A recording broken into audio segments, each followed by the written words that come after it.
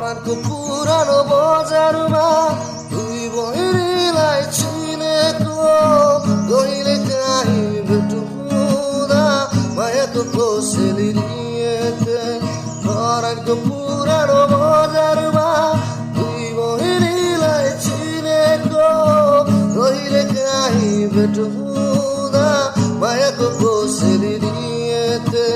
छेउमा हुँदा लजाउँछे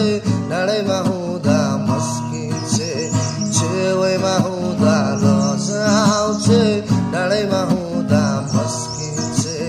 धरानको पुरानो बजारमा